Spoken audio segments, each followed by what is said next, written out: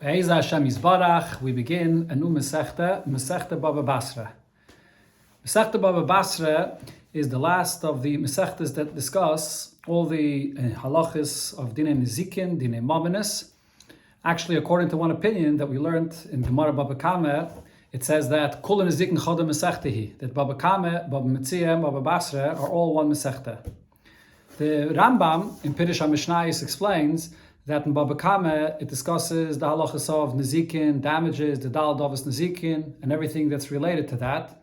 Because the first thing Bezdin has to tend to is a matter of a person that was damaged and he has to be paid for this. Then in Masechta Bava Metzia it discusses other halachas that are learned from Psukim, the halachas of Shomrim and other halachas, Aveda, that are learned from Psukim. Then in this Masechta, the Rambam says we're going to be discussing halachas of Takanas Chachamim. Chachamim instituted regarding how to deal with money matters and matters that are all based on svara, on logic, how you deal with arguments and proof of ownership and so on. That's why this Masechta comes the last of all the three Masechtas, which according to one opinion is really all one Masechta. Another thing about this Masechta, Masechta Bava Basra. So first let's discuss a moment the things that will be discussed in this Masechta. So in general, as mentioned, it's all things that are totally b'svara. There are very few things in this Masechta that are learned from Psukim. Besides actually one subject in this Masechta, which are the dinim of Yerusha, that will be explained later on in the Masechta, in Perek Yeshneichlen, where it discusses all the halachas of inheritance. And then there's a Perek Mishemeis, which also discusses the halachas of a matona, of a matna shchivmera, a person that is passing away and he wants to give a gift, and things that are related to inheritance. But also in this Masechta, as it begins, it discusses halachas of how we deal with shutfim, partners that want to divide their partnership, and neighbors that are living side by side, the halachas that pertain to them when one may cause damage to another. And then the Masechta will also teach halachas of kinyonim, mekach memker, certain halachas of sales and how you acquire things, and also how you prove ownership, that is. That's basically what this Masechta talks about, and this is the longest Masechta in Shas. Kufa in Vav is the last daf of this Masechta, and it's not the longest Masechta in the actual words of the Masechta. On daf Chavtes, so over here you have the Pirush of Rashi only until daf Chavtes, and then from there on it's Rashbam, which is a grandson of Rashi. And the Rashbam, as you'll see, is a much longer Pirush with a lot of more details than Rashi, and therefore the daf, the actual words of the Masechta on each daf is much less, and that's the reason why it's a longer Masechta. But in words, it's not actually the longest Masechta.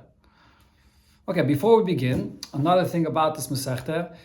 So the Rebbe brings in a Sikha what it says about these Masechtas based on what it says in the Zohar and in other places, that the three Masechtas of Nezikin, Bava Kame, Bava Metzia, and Bava Basra is related to Golus. The union of Nezikin, damages, is the Yidden that are in a negative place and a place where of Golus.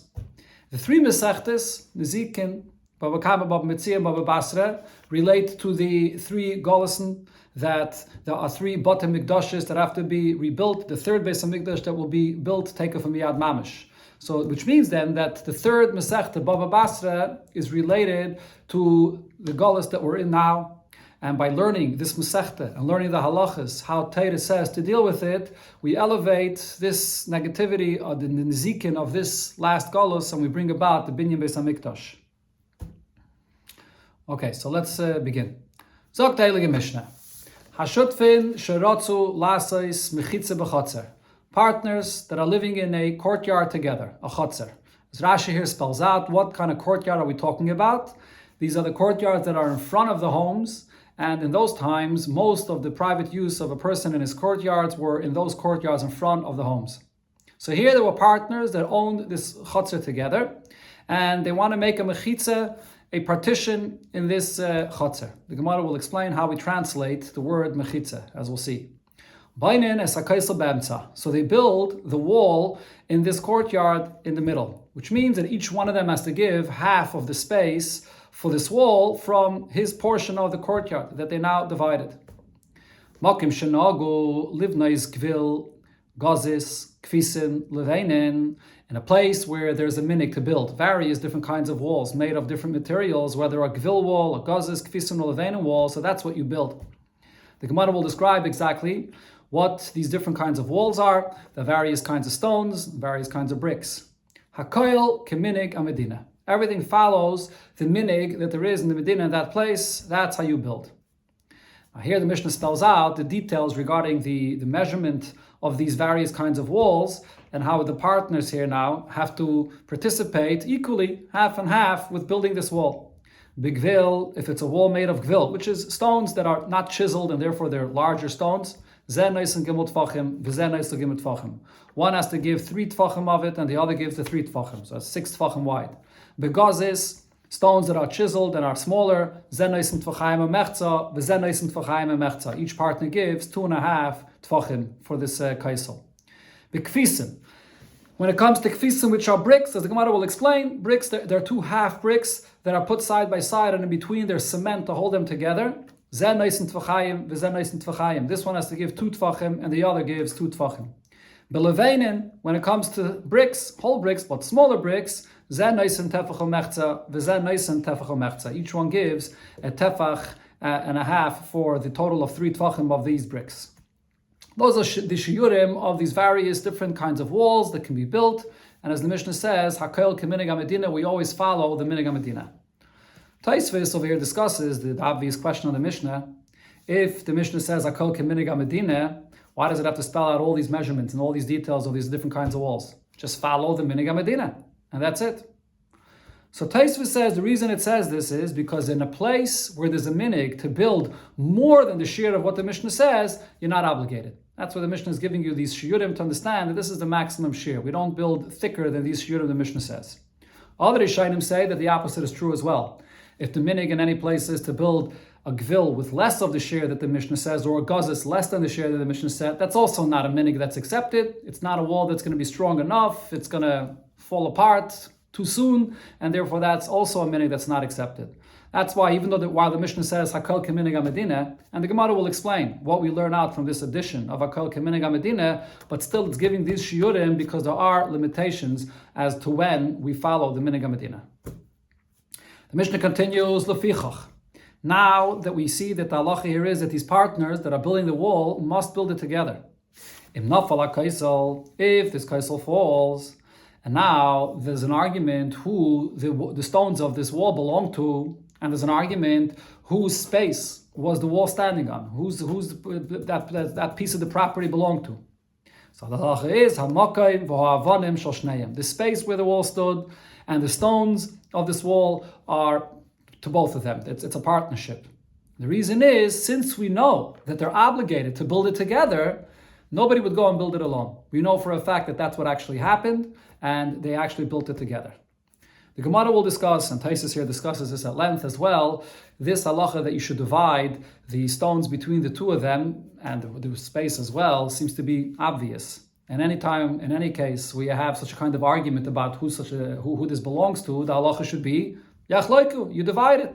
Similar to what it says in the beginning of Bava Basra, Yachloiku, when 2 people are holding on to a talis, even though here it's not exactly the same, but the halacha of Yachloiku should apply here, even if we don't have proof because of an obligation that Chachamim obligated them to build together, that we should just split it between them.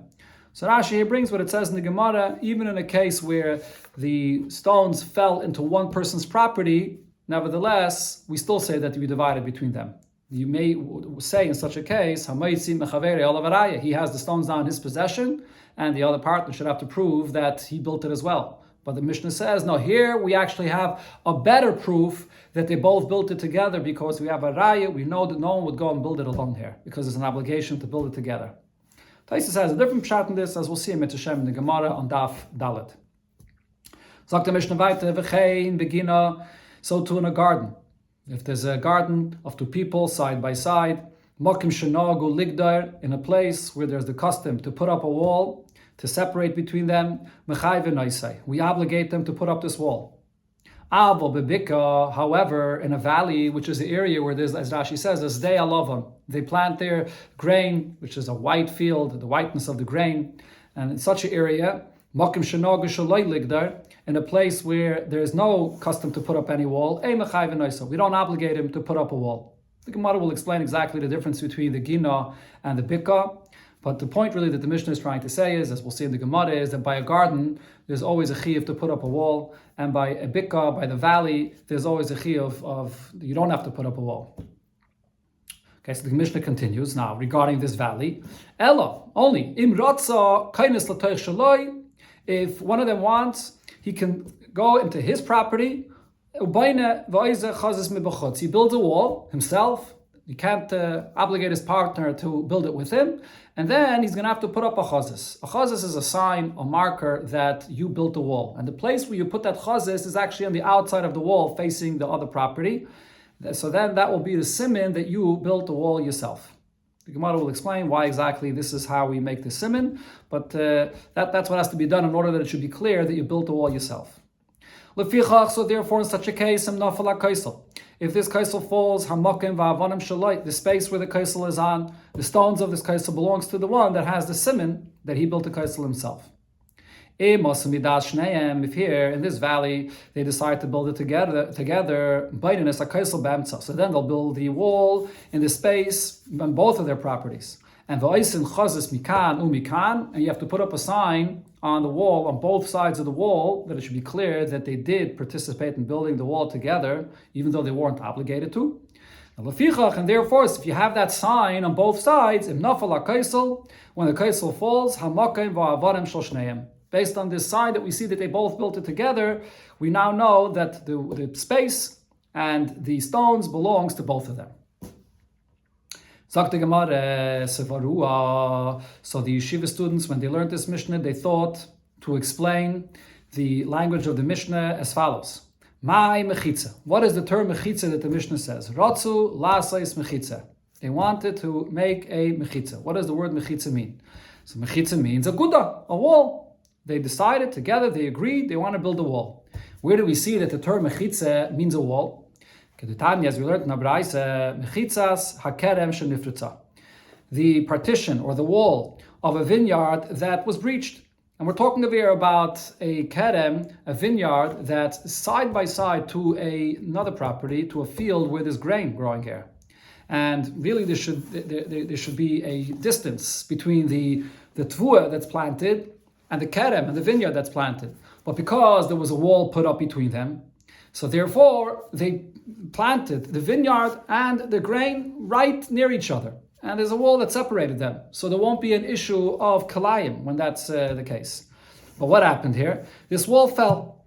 Now who has the obligation to put up this wall? So as Rashi and Taisvis both explain here, it's the Bala Kerem. The one that owns the vineyard, he's the one that has to put up the wall. The reason why Rashi and Taisvis say this is, based on what it says in the Gemara later, because of Avedas HaKerem. In order for him to be able to do his work with his vineyard, he's going to have to be able to go around, and he's going to end up going into his friend's property. So it's his obligation to put up a wall, so he shouldn't be going with his machinery or whatever it is that he's going around his vineyard and go into his friend's property. That's other Rishonim say that the issue here is just the Kalayim. And even for the Kalayim, it's the obligation of the Bala Kerem to put up the wall because it's the nature of the vineyard that spreads and will go over and mix with the Tvua to become Kalayim. But the nature of the Tvua is it grows where it is, and even if it's very close to the Kerem, it does not cause any Kalayim. So therefore, Oymer Loi, so the owner of the field, of the grain, says to the owner of the vineyard, Gedoyer, it's your obligation, put up the wall again. So he warns him about this, to put up the wall. If the wall breaks yet again, you have to warn him again to put up the wall. If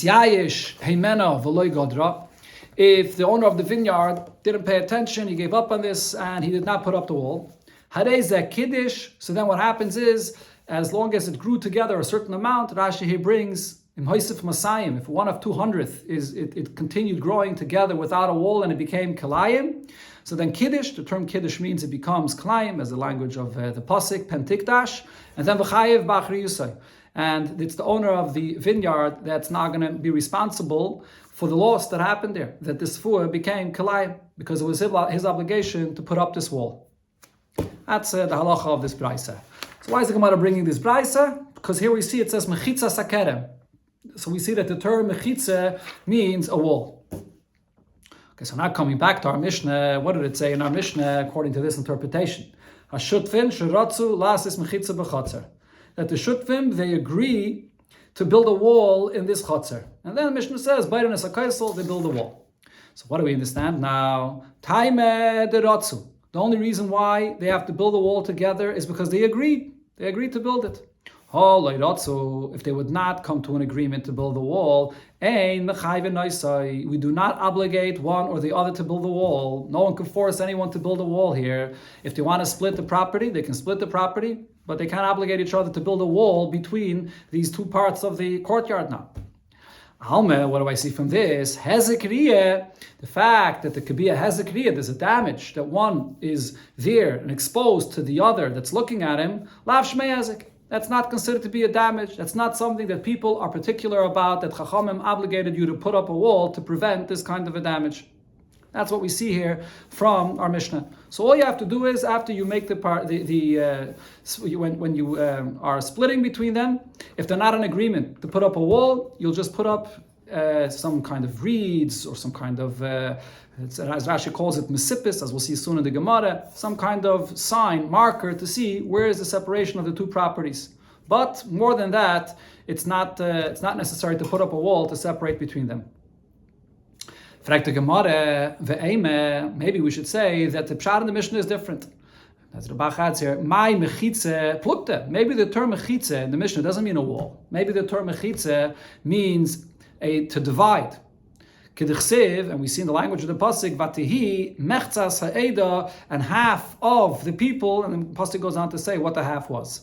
So we see the term mechtzas means half when you split. And over here, maybe that's what the Mishnah means. Hashutvin sheratzu lasis mechitza b'chatzer means that these partners that were living together in the courtyard want to divide the courtyard. And what is the Mishnah saying? V'kivin deratzu, as soon as they agree that they want to divide, bainin es hakaisel bal karchai, we now force them to build a wall between them. Why? Halme, from this I see, Hezekriya Shmei Hezek. The reason why, if they're now deciding to divide and they must build a wall between them, is because when you have now these two people that are living side by side, there's Hezekriya. The fact that you're standing there and you're looking at your friend's property, it's exposed, there's a damage here. People are particular about this, and therefore we force them to put up the wall. So as Rashi brings there, we'll see the Gemara later, we'll explain, according to this, when the Mishnah begins saying, Shutvin, Sheratzu, Lasais, Mechitze, why does it say that they wanted to divide?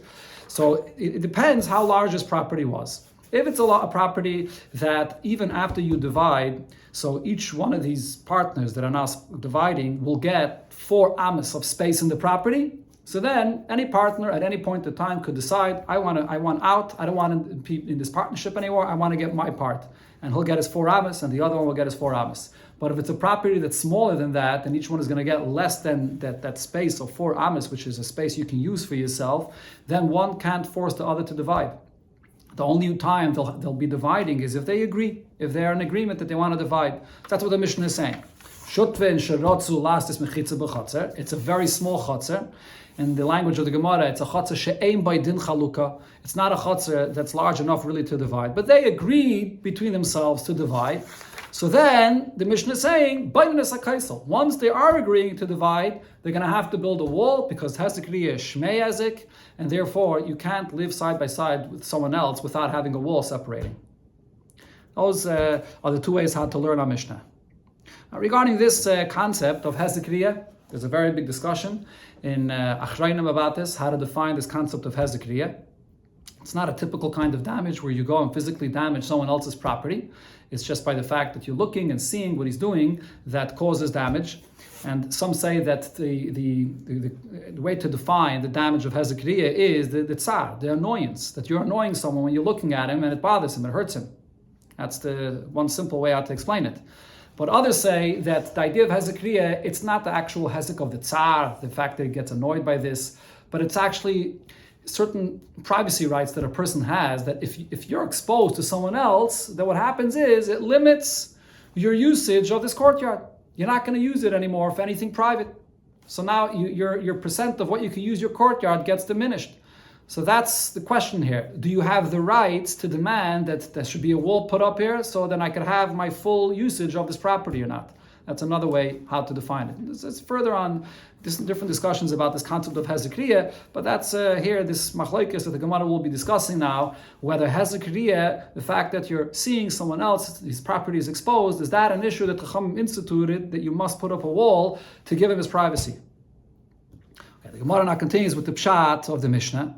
Says the Gemara, if we're accepting the pshat that building, we're talking over here, that mechitza means to divide, then why would the Mishnah use this expression that they wanted to make a mechitza? It would be more grammatically correct that they wanted to divide with using the term lachtzes, similar to the word mechza. So over here, if that's what it means, it should say lachtzes. And says the Gemara on the Elamai, what are you going to say? Going back to what we brought before, that Guda, when the Mishnah says the word mechitza, it means a wall. If so, bainen es hakaisel, when the Mishnah goes on to say that if they agreed to build a mechitza, then bainen es hakaisel, we build a wall. Why does it say we build the kaisel, we build a wall? Bainen oisai mibayale. All the Mishnah would have to say is that we build it. It just mentioned mechitza. Why is it switching now and using another term and saying kaisel? If we just mention mechitza, all it has to say is we build it. And says the Gemara, itana oisai. If the Mishnah would use the term oisai, hava mina, then I would think that b'misipis ba'alma, that what the Mishnah is saying is that you don't have to build a real proper wall, a kaisel. Rather, all you have to build is a misipis. As misipis, as according to Rashi, what the Gemara means by misipis is, as I mentioned before, some reeds or some kind of partition between them, that it should be clear where each one, their property is. But you wouldn't have to build a wall between them. So if the Mishnah would just say, then I would say that we're talking about a chatzah she'ein ba din chalukah, and we need their agreement to divide. And then bainin oisai would mean we build just a misipis, but not a wall. The Mishnah has to spell out that it means a kaisel dafke. That's Rashi's pshat in the Gemara. So kamash malon kaisel. Therefore the Mishnah has to say that we're talking about a kaisel. The pshat of Rashi is difficult to understand because the Gemara already explained that when it says mechitza, it has to be a wall, not just a mesipis, because the word mechitza means a wall. So how could the Gemara now say that if it would not spell out the word kaisel, I would think it just means a mesipis, it just means some kind of a marker, and so on. Taisus here says that if it would not spell out the word kaisel, I would think that you have to put up some kind of a real wall. That's what mechitza means, as the Gemara already said. But I would think maybe it's a kaisel which is with windows. It's not, it doesn't prevent the hezekriya. You can look through. And that's what the Gemara here means by this word mesipis. It doesn't mean mesipis like it means in other places, as we'll see soon over here in the Amud, just some reeds or some kind of partition that marks the border of the property. But it's a kaisel with windows in it. That's what the Gemara is saying here, that the Mishnah has to clarify that you have to put up a proper wall that will not allow you to see your friend's property. That's Taisus' pshat. Sagt the Gemara weiter, it said in the Mishnah, they're building this wall in the middle of the property. Each one gives the same share to the space for the wall. The Gemara pshit, it's obvious that each one has to give their fair share, according to the pshat that we're saying now, that they're agreeing together to build a wall. So of course they have to participate together to give the same amount of space for this wall. And says the Gemara leitzriche, not the case here when we need this din that they have to give the same amount of space for the wall. The kadam chad veratzi lechavre. It was one that took the initiative. He's the one that wanted the wall, and he was trying to convince his friend to build the wall, and the other one wasn't interested. Mao the Taime, I would think to say, Motzi Amalei, so his friend could tell him, Kis Ratzoi Lecha, when I agreed to you to put up a wall, what did I agree to? Ba'avira. What I agreed to is that we're going to put up some wall that's going to be a very thin partition made out of wood material or something that I'll have less airflow here with this wall. But b'tashmishte lo yisratzoylach. However, to put up such a kind of wall, a thick wall, that takes away some of the usage of my property, a wall of 4, 5, 6 tvachim that takes up space in my property, that I didn't agree to at all.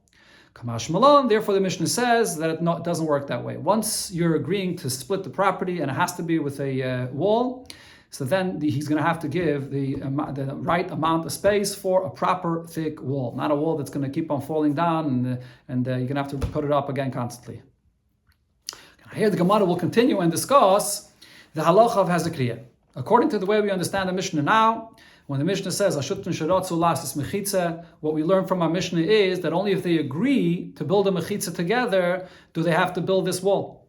But otherwise, it's hezekriya lo shmei hezek, and we can't force anyone to build a wall. Asks the Gemara, the hezekriya, lav shmei hezek, is this really true that damage of seeing another person's property is not considered to be a damage? Gemara gives a siman gina, kaisel, kaifin, v'cholkin, chalaynis, de Rav Nachman. So the first question is from what it said in our Mishnah. Tashema, what did it say in our Mishnah? V'chein begina. That in a garden, so you have to build a wall between the two people that have a garden here. And here, the Mishnah doesn't say anything about Ratzu, doesn't say anything about them wanting. And Taisus here says that Gemara will later say that regarding a Gina, any Stam Gina, you must put up a wall to separate between them. Even though in our Mishnah it said only when there's a minig, but Gemara will explain that that means that a Stam Gina, you always have to put up a wall. Why do you have to put up a wall? So this proves because this has a Kriya, can't be exposed. And so the Gemara, no Gina Shani. A garden is different. You're not allowed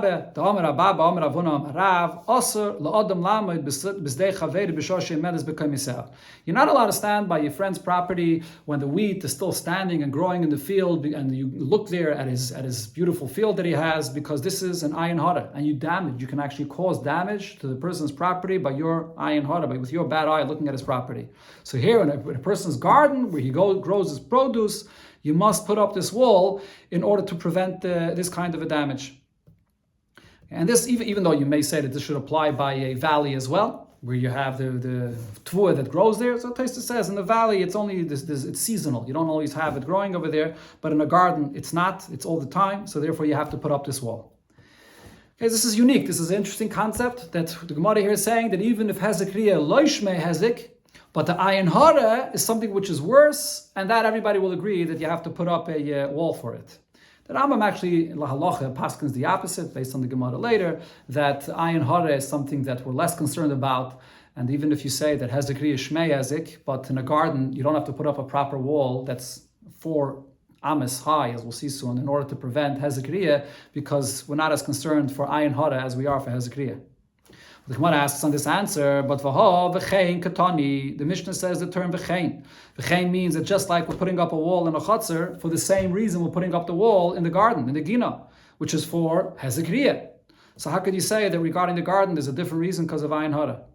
Answers the Gemara, agvil v'gazes. That v'chein is only comparing them to say that just like there, you have to put up the proper thick wall according to the minig in the place, the same thing over here in the garden. But not regarding the reason for putting up the wall. It's a different halacha. This is because of ayin hara.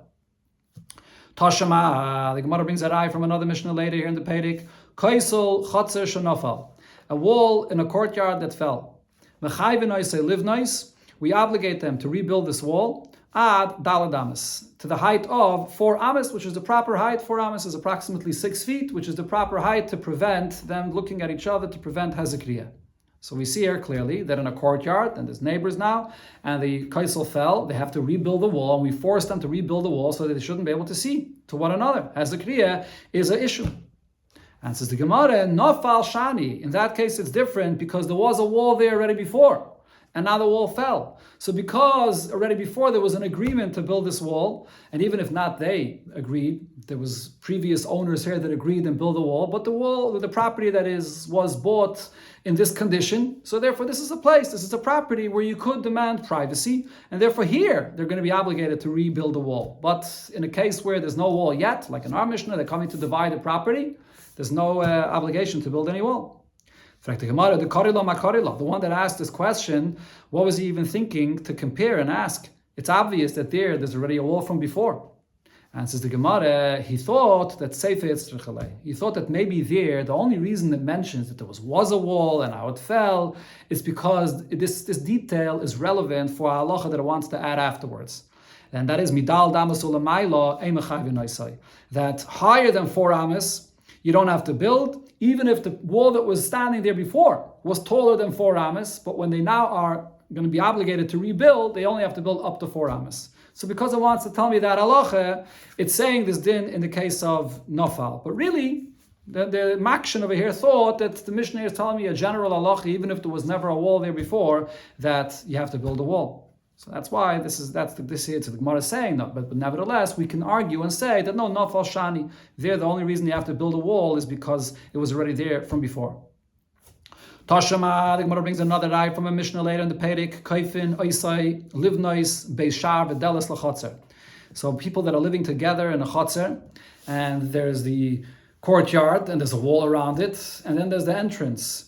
So if the entrance has a door, but the door opens and closes all the time, and the people traveling in the Rishus Harabim can look inside the chotzer when the door opens and closes, and it's difficult for the people living there. They don't have proper privacy. So what they do is they build a beis shar, which is sort of this little structure, a wall, like a half a circle wall, in front of the door that prevents people of looking inside when the door opens and closes. Or if it's a courtyard that didn't have any door, so they can force each other to build a door so they can have privacy there. Says the Gemara, Shmami no, so we clearly see hezek, the damage that comes from the lack of privacy that people are looking in here. Shmei hezek, it's considered to be a damage, and they can force each other to build this door or this structure to block people of looking in. And says the Gemara, hezeke the rabim shani. In that case, when there's a hezek that comes from all people of Rishus Harabim that pass by and look in, that's actually something which is very bothersome, and that's something that they could force each other to build a wall. But not necessarily in a case where you have, in our Mishnah, the partners that are now dividing and are living side by side. Here, hezekriya is not an issue. If there's a hezekriya that's coming from just your neighbor, from one person, is that not an issue? Toshama, bring you a raya from a Mishnah later here. You do not divide a chotzer. That means that the partners that own this courtyard together cannot force each other to split this courtyard, unless there's enough space that each one, after they split, will have 4 amas for himself. But if each one of them has enough, each one of them has 4 amas of the property for themselves, then we do split the property between them. And in other words, they can force each other to split this property. So my love, don't you think this means bekaisel? How do they split this? With a wall. So we see here that when they're splitting, they must split with a wall. Now the reason why the Gemara assumes that it means with a kaisel is because the mishnaic in the Perek, up until that Mishnah that the Gemara is quoting there later, talks about building a wall between properties. So therefore it assumes that when it says they're cholkin, it probably also means that in such a case they can force each other to split and with a wall. And we see here that hezekriya shmei hezek. And it says the Gemara loi. That's not what it means. B'mesipis ba'alma. They split the property, and all you have to put up is a mesipis, a marker, reeds, whatever it is to mark the border between them. But you don't have to put up a wall necessarily. Tashama, the Gemara brings another raya. The Mishnah says hachaloinis. When you have windows, a person has his house with windows, and now the neighbor wants to come and build a wall near these windows. Beimul mailo, whether you're building a wall that's higher than the windows. Beimul mato, whether you're building a wall that's lower than the windows. Ubein mekenegdon, or you're building a wall that's right across this window, not that's going to be blocking this window. Dalid amas, you have to give a space of 4 amas. Now what does that mean, this space of 4 amas? Vitani Allah, we learned about this in the Brisa that explains. Malmaila, if you're building a wall that's higher than this window, Kidei shalayatzis v'yira. So you have to build it high enough so you can't bend down and peek and look inside this person's private house. Malmaton, if you're building a wall that's lower than the window, Kidei shalayamoid v'yira. So it has to be 4 amas lower down, so you shouldn't be able to get up on the wall and look into this person's house. Mikenegdon, if you're building a wall right opposite his window, so then you have to distance your wall 4 amas, kadesh lo yafel, in order not to darken the light, the sunlight that comes in through his window. So here we clearly see that there's an issue of hezekriya, that you'd be looking into a person's private home in the window. That's why you have to distance your wall, whether up or down. So we see that hezekriya is an issue. And says the Gemara, hezekid the bayis shani. In a person's private home, there definitely person has the rights to have his privacy, and you can't build a wall that will allow you to look inside his house. Here though, we're talking about a courtyard. In a courtyard which is outdoors, over here a person can't expect not to be exposed to some extent to his neighbors, and therefore he can't demand and force his neighbor to build a wall. Toshima, the Gemara tries to bring another ayah. The Amar Rav Nachman, Amar Shmuel. Rav Nachman said in the name of Shmuel the following halacha: Gag hasamoch lechatzach haveiroi. Person that has a rooftop that's near his friend's courtyard. Some say that it's actually both on the same level. It's a courtyard which is in the same level as this rooftop, and others say that no, there's a rooftop here, and then further down there's a courtyard. So here the halacha is oisen loy make gavoya bal damas. So the one that has the rooftop has to build a fence that's 4 amas high in order not to be mazik his friend in the courtyard. So we see here that even outdoors, in a courtyard, we force the one that is on the rooftop to build a wall, not to see and not to take away the privacy of the person in the courtyard. And says the Gemara, Shani Hasam, that case is different. The Amalei Balachatzer Lebalagag, because the one that's in the courtyard, the one that owns the courtyard, says to the one that owns the rooftop, Lididi Kfili Tashmishi. I am here using my courtyard constantly, consistently. Lididach like Kvilach Tashmishtach. You, however, on your rooftop, it's not something that it's common or it's not something that's consistent when you are there on the rooftop. And therefore, and therefore, I don't know when it is that you're going to be there on the courtyard that I should be careful and not to do things that are private.